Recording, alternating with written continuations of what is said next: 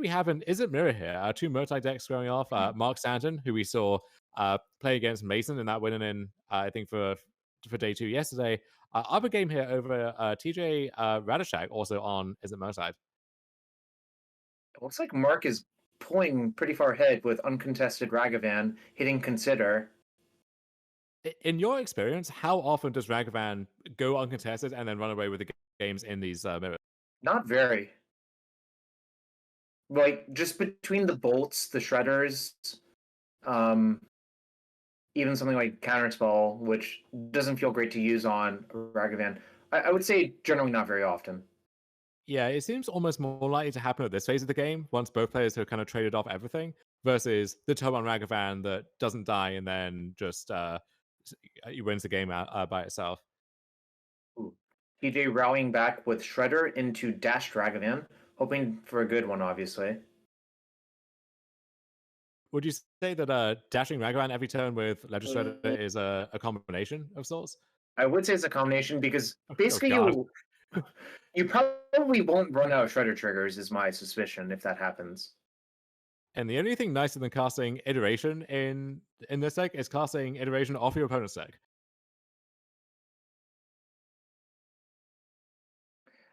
Is Mark thinking about Mystical Dispute? Or is it Spell Pierce? Got it. And TJ has 2 treasures from Ragavan, so he could even pay for this as well.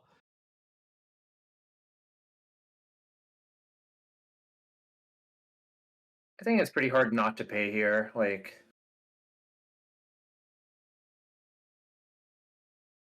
so with that in mind, is it worth firing off the Spell Pierce? I guess at this phase of the game, it's oh, not I getting. get. Oh well, okay. Okay, well, that was just bait.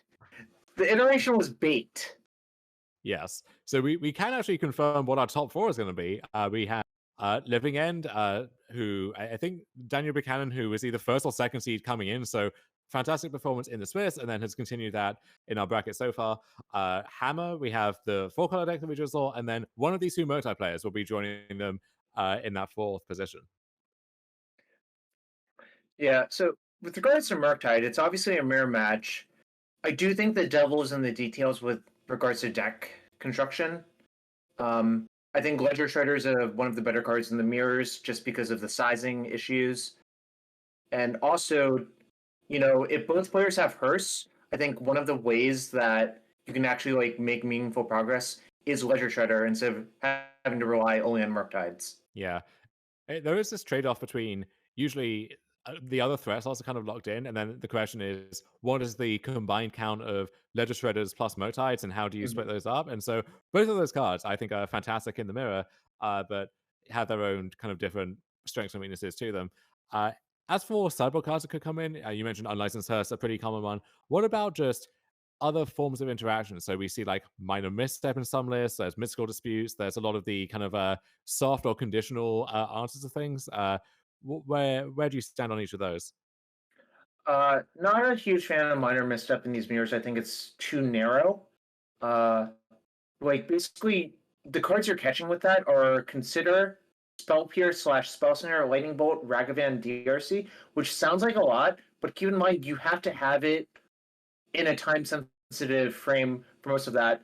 And I think it's just not worth paying 1 mana for that sort of card. Mystical Dispute I'm much higher on because it answers Ledger Shredder and Iteration at most points in the game. Mm-hmm. Do you gravitate towards decks like Murktide or the Murktide deck in particular? Because I know there are a lot of people who, depending on what format they're playing, it's okay, Pioneer Phoenix, Modern Murktide, Legacy Delver, just Steam Vents Plus in every format. But I think there are pretty relevant strategic differences between those decks. So even though I know you've played a lot of Delver in the past, like, do you gravitate towards Murktide in the same way? It's funny you bring that up. I actually tested quite a bit of Murktide, and I'm just like, I don't think this deck is actually as good as other people think it is. I think the comparison to Izzet Delver is actually a very flawed one.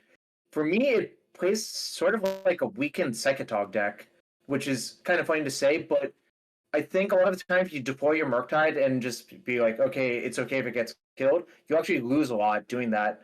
Whereas the reason I bring up Psychotog is think it's hard to deploy Tog without having counterspell backup. You bring up Psychotog a lot in my experience. I think the running count is 3 for decks that you have described as 2002 Psychotog, although in your defense, one of those is 2002 Psychotog. Carlos Ramal breaking open the mirror, not with deckless advantage, just a gameplay advantage, I think. Mhm. So it sounds like, based on what you're saying, you are not a Murktide. I'm not a what?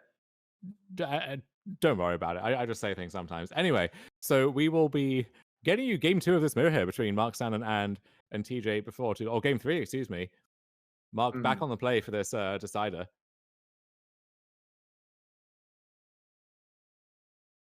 Looks like Mark mulliganed once and is deciding what to put back, I believe.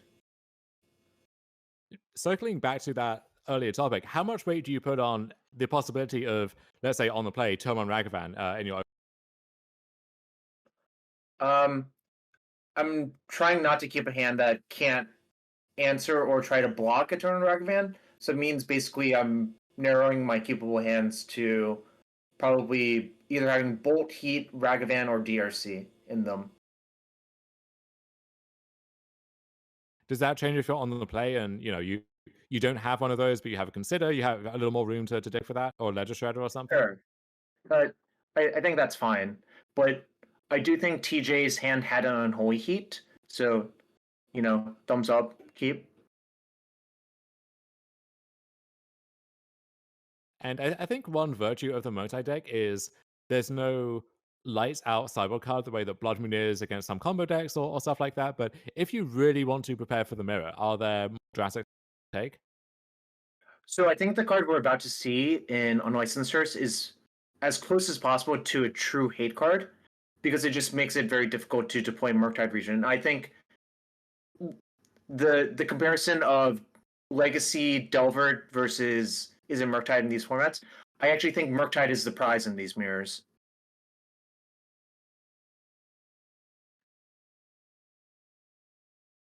But that doesn't necessarily entail, okay, I maybe I'm starting 3 Motides in my medic. I'm going to go up to. Oh my god. So, do you respond to the hearse and activate hearse? So these hearse exchanges get strange because if Yeah. you act first and you try and eat 2 cards, well, those 2 cards are just going to get eaten in response. But sometimes you do that to take their hearse out of commission for a turn to then Mhm. preserve something there instead. I think this is a part of the game where, a breed obviously excellent, but also something like Ledger Share would have been pretty excellent right there as well.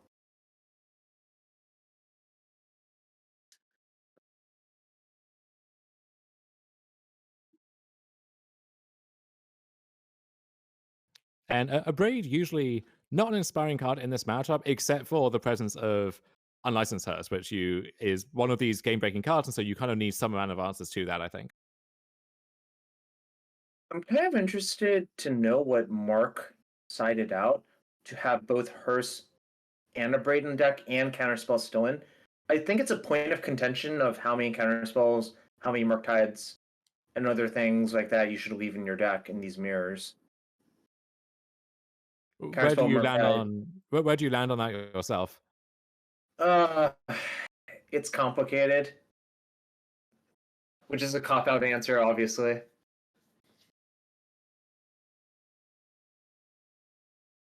I would basically just. I'm not a huge fan of Counterspell in the mirror because I think it requires you to be in perfect position a lot of the time to use it well.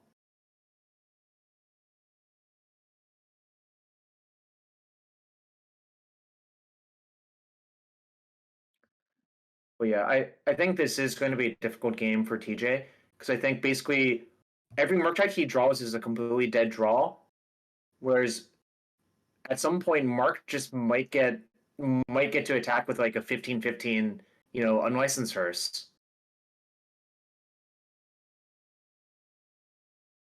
Yeah, it's tough to see what avenue to victory TJ really has, unless maybe you protect Ragavan or Ledger Shredder for long enough. But against a pile of cards in hand per mark, that seems unrealistic too. maybe the thought is, okay, maybe TJ also has interbreeding and is lucky enough to spike it. Then the game sort of resets back to normal. The difference is all this time Mark has been working on TJ's graveyard, whereas TJ hasn't had the opportunity to do that to Mark, you know?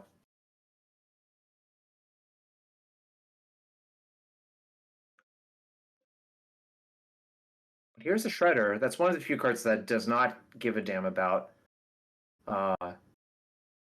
Moisten's Hearse. It doesn't, except in the sense that this hers is a 5/5 and is only growing from there. We can find a creature to crew it. Well, that's a a substantially faster clock than a 1/3 Ledger Shredder. Love to see a spell snare right there.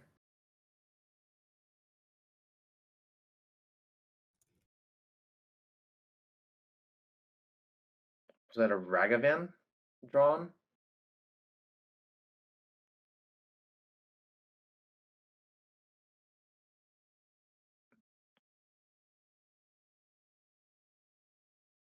Ooh, iteration is a nice one.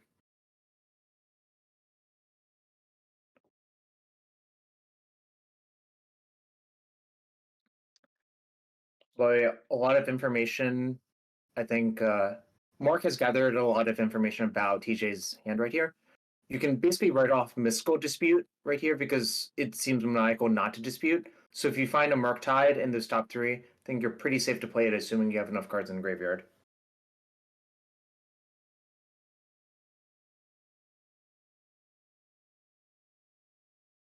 Yeah, looks like some tough decisions here for Mark off the iteration. I think ideally you would like to avoid triggering the connive on the shredder, but that might involve, if that involves taking a land instead of a spell, that trade-off might not be worth it.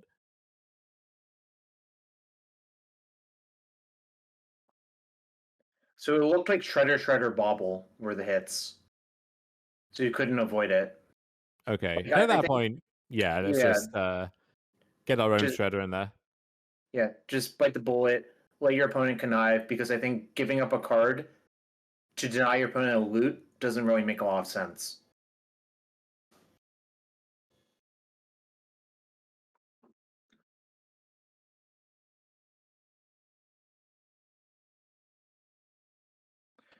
PJ giving up on the Holy Heat, unlikely to work very well versus an active unlicensed source.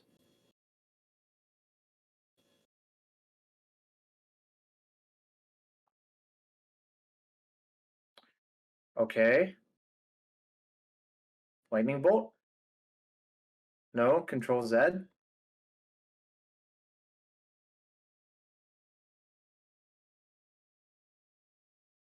We're still on the end step here, it looks Yeah. like. Like, so the islet was tapped, then untapped. So I would have guessed it was a lightning bolt, but maybe we're thinking about casting Consider and step to try to sneak a Murktide out, right? Yeah, so now that the host is tapped, there is a window of sorts. We have Yeah. quite a few lands to work with, a connive from the shredder. So this might be the time to Okay. piece all of that No. together. It it felt like a lightning bolt to me. I couldn't exactly tell you why, except no bolts have been used yet. So TJ has a counterspell in hand, so maybe if he can defend the position and chip in for damage, you would have to chip in for a lot of damage to have that singleton counterspell be good enough, you know? Yeah, although this Ragavan is a nice start potentially. Like this is one way, if Oh, Mark doesn't have anything else left, and that's a nice hit. He will connive his own Ledger Shredder off his opponent's Ledger Shredder. okay. So TJ taking it slow, figuring out exactly what he wants to do. Probably casting Shredder, but we also know about the Lightning Bolt. Chalking in that Steam Vents there is a huge tell, I think. Yeah.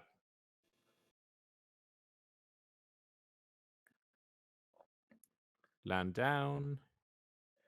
And now is it too early to say TJ's ahead? Or what? Okay, that's Oh, second. I don't think it's too early to say that anymore. I think Yeah, TJ's firmly in the driver's seat. this game just turned around in a big way. Yes.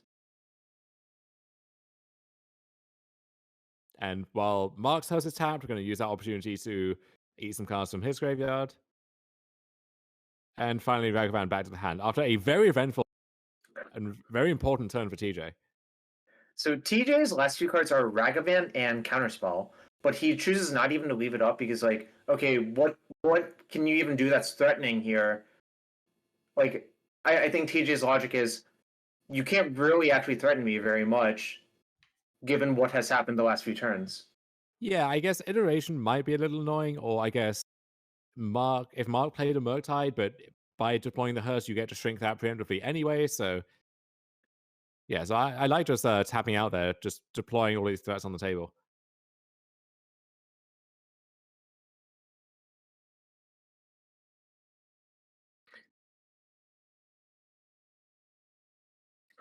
There's just 9,000 Shredders this game.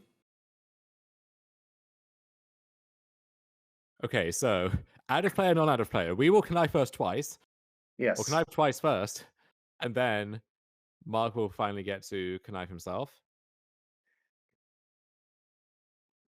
You have to be very clear about which one goes on the stack first. Just keep things clear. Yeah, because those and knowing how to structure that properly, I think matters a lot because it Mhm. often will matter. Do you want to make sure you spread your cannons out between your shredders so if one dies, the other one is still big? Or do you want to load up on one particular shredder to get it out of range of damage based removal or get it bigger than their creature? So I believe Mark drew Spell Pierce. It seems a very easy discard to me because I don't think that's what this game's about ever. Yes.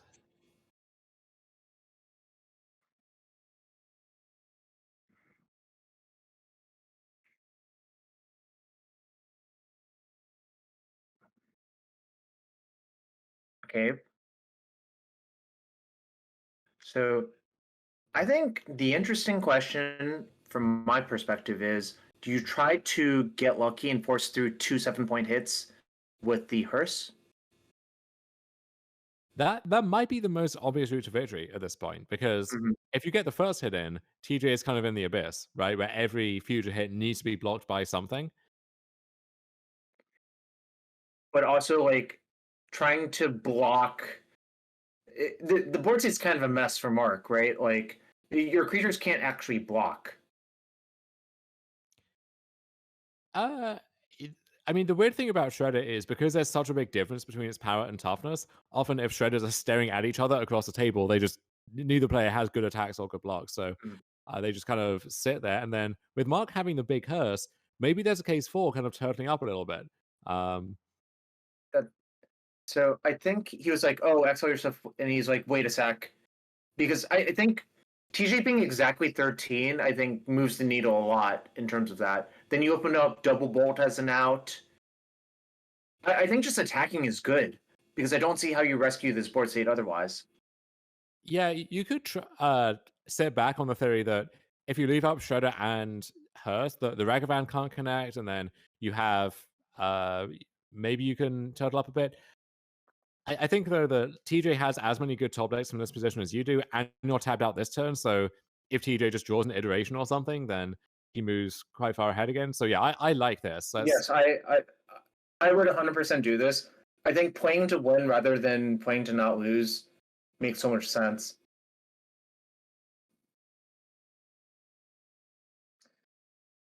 I do think the counterspell probably makes this like a non-issue from TJ's side, but this at least gives you outs to rescue the board state.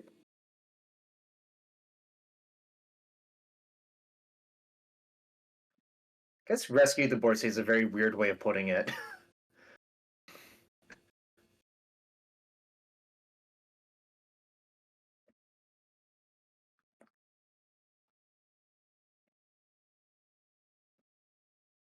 So 4 damage from TJ.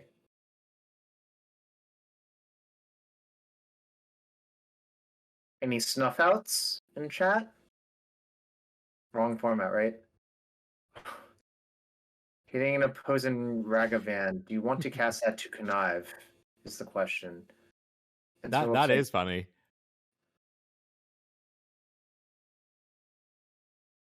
okay. So TJ drew an Otawara.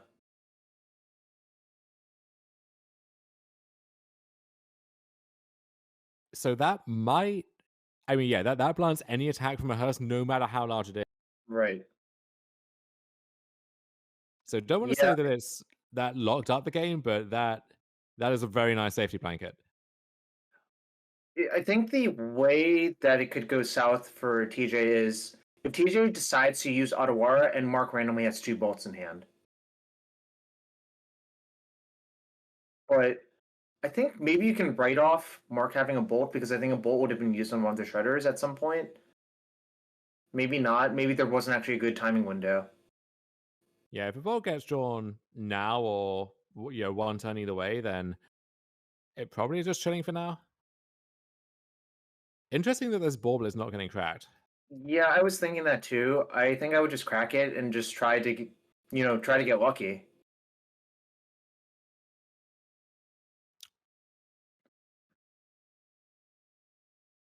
I guess the plan might be so you try and get the other hearse out the way, and then or you find a window where you like suddenly get this otherwise rare card type in your graveyard, and your unholy heat is online for very temporarily. But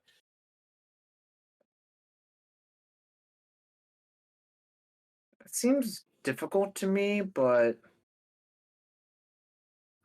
what's in the graveyard? It's Braid, Iteration. The last two are so maybe the hope is if TJ feels compelled to block with his own hearse or to try to block. yeah. Okay, here we go. So big So hearse goes back. this is a play that you can make if you assume your opponent doesn't have 2 bolts based on how the game is played out. And luckily for TJ, Mark does not have 2 bolts. That's the thing, right? Like, is it luck or is it using the to to discern likely holdings? But I do understand what you mean. Yes. And now if Mark replays the hearse, TJ gets 2 connives, which is more pressure. And yeah, Mark doesn't even play the hearse out because his logic is, well, what does that actually accomplish? So this is why the bubble didn't get cracked, because in response to the hearse activation, we are going to cast Unholy Heat with Delirium, which will trigger connives. So Yeah. very So very careful play from both sides actually right here. yeah, he found the window to do it. So props to him.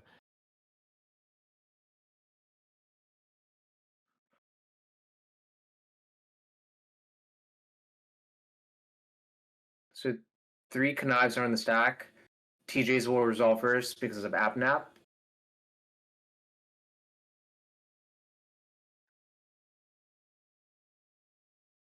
Put Delta going.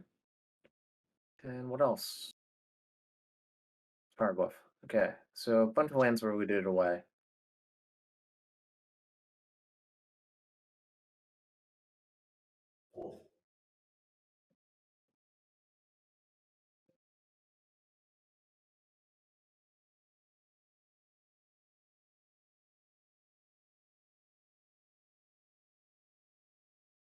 And say what you will about Murktide in general, but you compare this to some of the other matchups that we've seen over the course of the weekend. This is very intricate, very involved. And it feels like if Mhm. whoever wins this, either player can look back and think, okay, this is a spot where I could have done some stuff differently. Yeah, For example, if I had been in Mark's seat, I probably would have cracked the bauble in the search of a new card, and if we don't know exactly what that card would have been, but I might have found myself unable to use that unholy heat in that crucial window. So no, I think the way Mark played it, it ended up a lot better for him. yeah, we saw that same kind of cautious setup in his match against Mason yesterday as well. We noted that at the time as well. Probably a sign that this person has played a lot with this deck, understands when to jam, when not to jam. Spell Snare.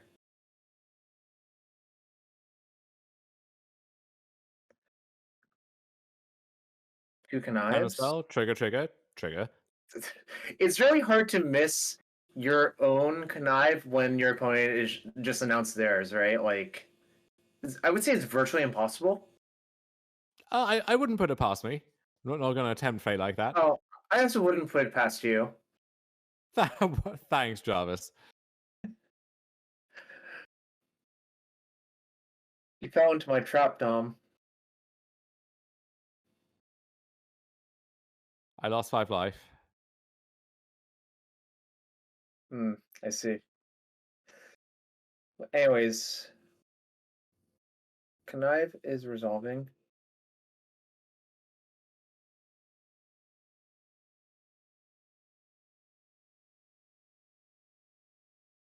Okay, so this shredder will get bigger. The other one will stay as the 1/3, it looks like. So we have That was 2. on the stack, right? Oh, that, yeah, okay. That one is now resolving. So it will stay at 1/3. Yeah. And now we have 2 3/5 shredders staring each other down, and then this 1/3, which is still conveniently large enough to hold off the Ragavan for now, if not to crew the hearse just yet.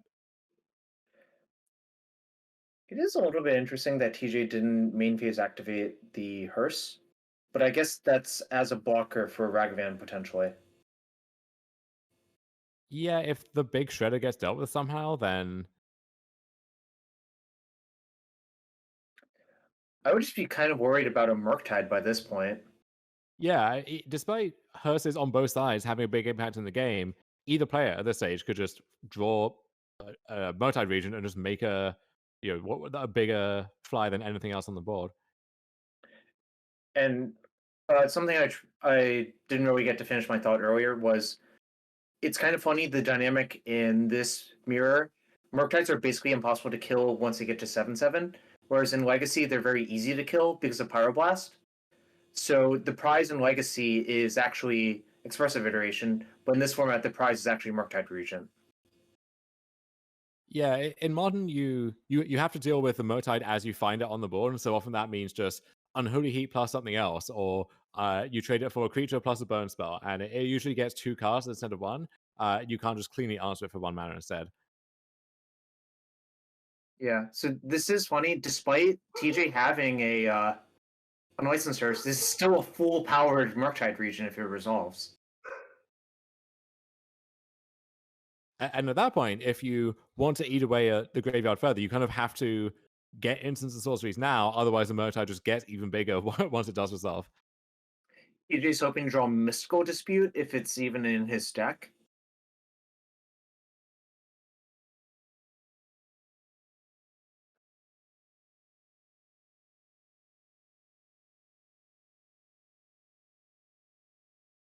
Pat's suggesting that Red Elemental Blast should be in Modern Horizons 3, and I am even just shaking my head. You're SMHing your head. That seems a little bit redundant, but sure, I guess. Sure, I guess, also seems a little bit redundant, but there we go. Anyway, 8/8 Murktide region is in the building. And yeah, Okay, so hers. TJ understands that he has to do this now, otherwise it will grow bigger. We do not want this to be a 10/10 Murktide region. Oh, it would have been a 9/9 because I think it was like land. Okay, or No. I'm not sure what got in. In any case, that is a big Dargon, is how I would put it.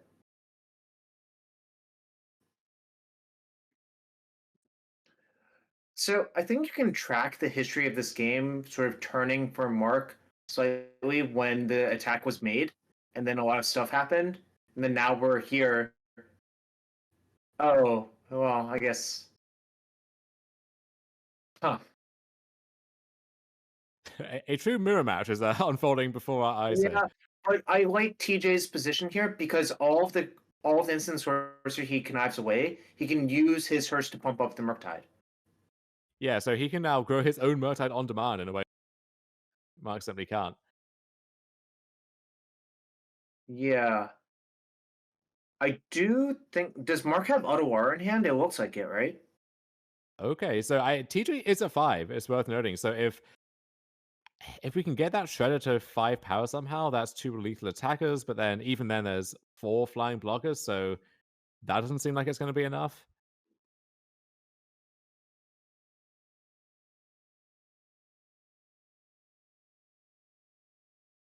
So is TJ Hellbent?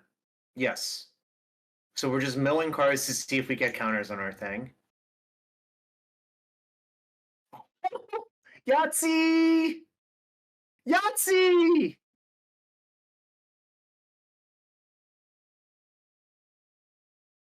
Would you say that was Yahtzee? I would probably with as much enthusiasm as you did. Are you a big fan of the game Yahtzee? We don't tend to play it a lot around my parts.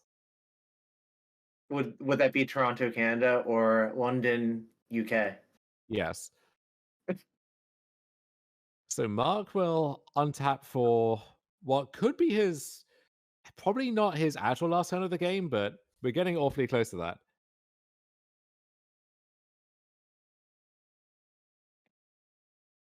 I think there's still a bunch of game left to play, though. It's you're just trying to.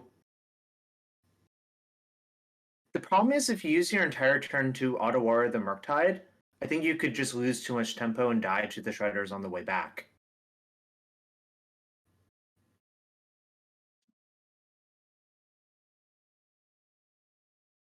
Yeah, he might have to set up end of turn Odawara on Murktide. Oh wow, wait, hold up. 2 bolts! Remember when I identified Wow, 2 bolts okay. in the lethal like 7 turns ago? You short. Oh, wow, I'm kind of flabbergasted by that. Wow, so Mark out of nowhere just steals this very long, very intricate, drawn out game with the second ball coming together at the perfect time. And it was okay. I called it. It was the last end of the game, just not in the way that I No. anticipated.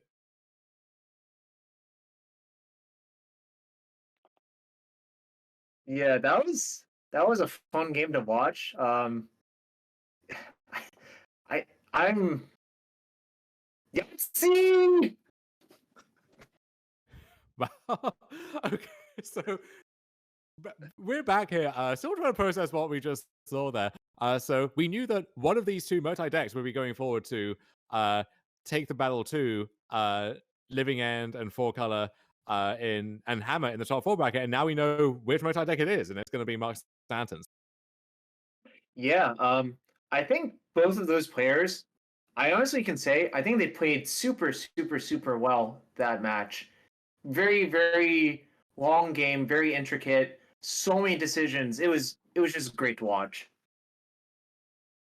Yeah, we had some questions about maybe we would do this line instead, or what are they going for here? But nothing where we said that's just an outright sequencing mistake. So both players in a long match really, kept their noses to the grindstone and played a good match and put on a good show for us.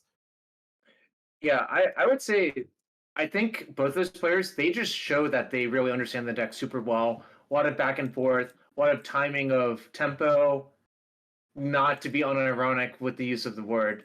Um, Basically, who's the beatdown shifted, I think, multiple times in that match. Yeah, and that's something about the multi deck, which is both liberating and also confusing at times, is you have to know when to shift that back and forth. But your deck can do that in a way that more one-dimensional linear deck couldn't hope to do.